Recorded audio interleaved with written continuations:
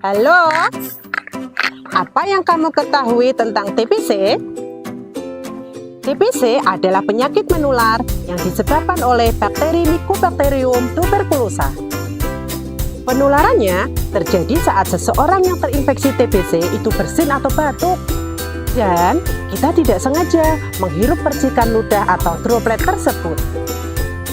TBC dapat menyerang berbagai bagian tubuh seperti paru-paru, tulang sendi, usus, kelenjar limfa, dan selaput otak.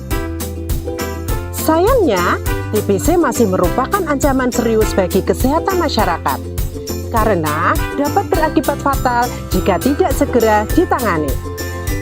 Mari bersama-sama kita lawan TBC. Ingat, setiap langkah pencegahan kita sangat penting.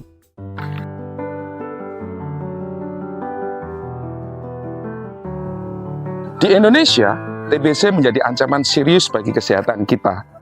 Pada tahun 2021, terdapat sekitar 969.000 kasus TBC di Indonesia, meningkat 17% dari tahun sebelumnya.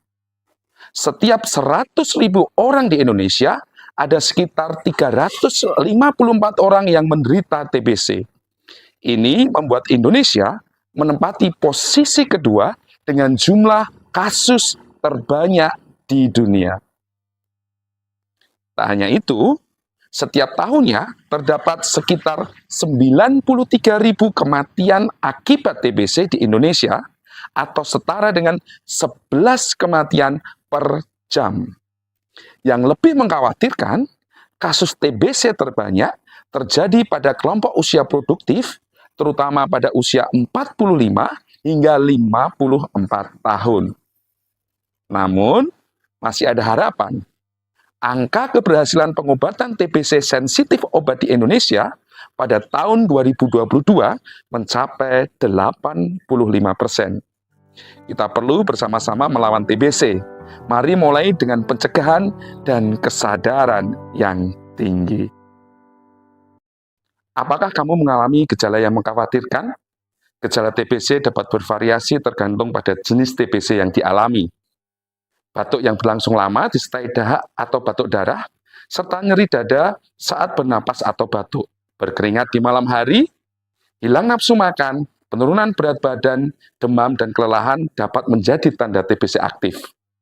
Penting untuk segera mengunjungi dokter jika mengalami gejala-gejala tersebut. Diagnosis TBC dapat dilakukan melalui pemeriksaan fisik, ronsen toraks, tes dahak, tes kulit, atau tes darah. Ingat, kunjungi dokter untuk mendapatkan diagnosa dan pengobatan yang tepat. Pengobatan TBC memerlukan kesabaran dan ketekunan. Obat TBC harus diminum secara rutin selama 6-9 bulan sesuai anjuran dokter. Kepatuhan dalam minum obat sangat penting untuk menghindari risiko gagal pengobatan atau kebal obat.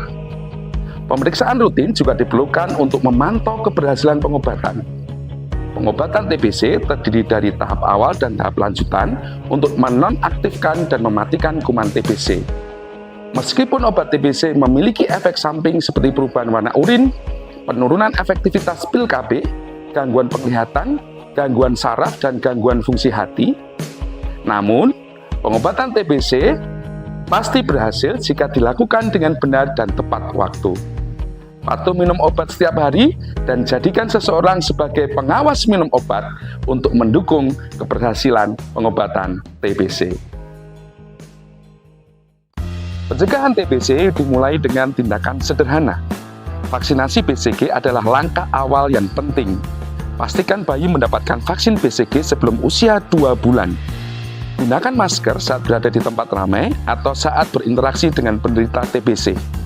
Jaga kebersihan lingkungan sekitar dan rumah, serta hindari kontak dengan penderita TBC, terutama pada masa pengobatan. Selain itu, jagalah kesehatan tubuh dengan makan makanan yang bergizi, berolahraga, dan istirahat yang cukup. Mari bersama-sama mencegah TBC. Dengan langkah pencegahan yang tepat, kita bisa mengurangi jumlah kasus TBC di Indonesia. Mari bersama kita cegah TBC. Iya, iya.